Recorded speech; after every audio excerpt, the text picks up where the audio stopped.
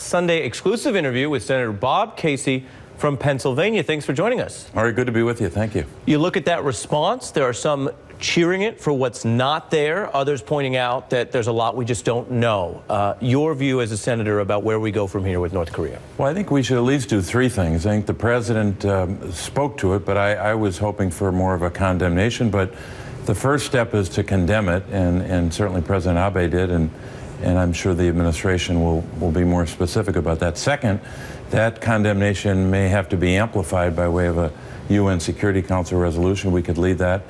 I think thirdly, obviously, the enforcement of existing sanctions. We had legislation passed in 2016, which was a good set of sanctions, but there may be some tightening up of those, maybe additional sanctions.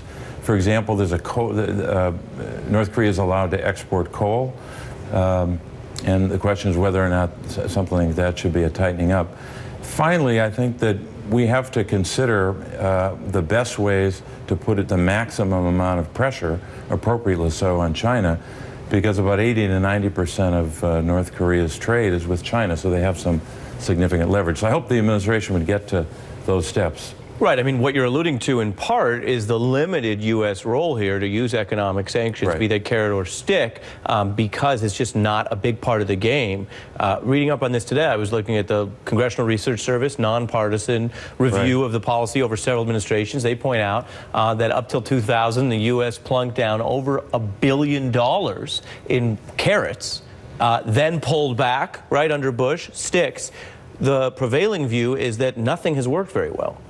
Well, and that I think points to the limited leverage we sometimes have. But I do think that with the international community providing a broader array of points of pressure, and secondly, taking a look at whether we can tighten up some of the existing sanctions. But one of the reasons why there might be some confusion or some ambiguity here is the president, I think, has sent some mixed signals with regard to China, and the more that he can be clearer about that, I think the better when you have an event like this. I want to talk about your relationship with the new president. You're from Pennsylvania, which is a state that he won.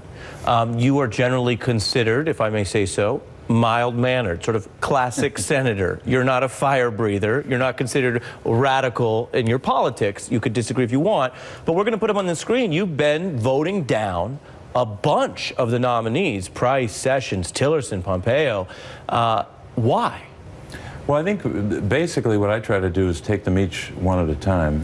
But I don't think anyone in either party has seen a longer list of cabinet nominees that either have competence problems. I think that was the case with Betsy DeVos, in addition to definitive or perceived conflicts of interest. And then sometimes an extremism to basic policy that I don't think we've ever seen in recent American history. You think this is the most unqualified cabinet in American history? Well, it's certainly among the most, and I think I can't speak for all of American history. I don't have that PhD, but certainly in recent history. But here's one of the real concerns I have. Tom Price, Dr. Price, a member of the House of Representatives, just got confirmed despite significant opposition. He has led the fight in the House of Representatives for policies that are in direct contravention to what candidate Donald Trump said on the campaign trail. Remember, he famously said, "Will not touch Medicare, Medicaid, and Social Security." Representative, now Secretary Price, has been in the forefront of turning Medicare into a voucher program and taking away the guaranteed benefit. What I would argue would be the destruction of Medicaid, which affects not just urban areas but rural Pennsylvania, a lot of parts of our country. And on Social Security, this continual obsession with private accounts and privatizing Social Security. They're just three examples of where he has led the fight on policies that are directly contradicting what the president said as a candidate. So those are some of your big no votes. There's a big debate here about the Supreme Court, of right, course. Judge Gorsuch is widely respected. You know, he's only been reversed one time by the Supreme Court. A lot of people think that he is a good judge. You're meeting with him this week, I'm told. What do you want to see from him? And given the treatment of Merrick Garland, who was also a widely respected, right, judge, what do you think the Democrats should do here? Well, first of all, we're not doing what Republicans did, which is to reject, in essence, to reject Merrick Garland before he was even nominated, or anyone was nominated. We're giving this judge a hearing, and I'm sure he'll likely get a vote. I think that vote should definitively be a 60-vote threshold. I mean, if you're going to serve on what I would argue is the most important court in the world, you ought to be able to line up 60 votes in the United States Senate. Which means you think Democrats have to be prepared to filibuster.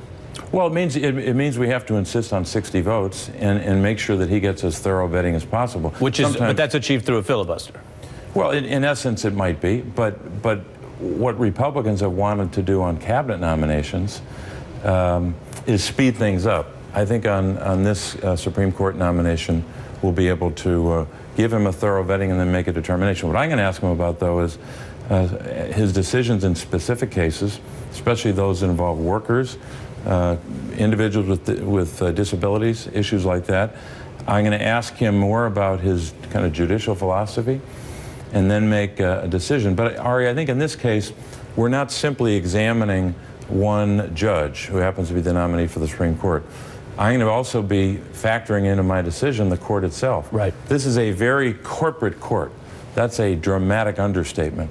Number one. Number two is this is the deciding vote on many cases. No question. That's another substantial consideration. And then thirdly, and I'll end with this, the way he arrived at the nomination was because there was a political deal during the campaign.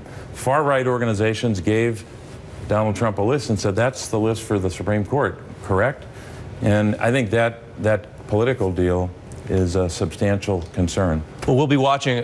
Senator Bob Casey, thanks for joining for the Sunday interview. Ari. Really Good to be with appreciate you. it. Great to Thank you. have you.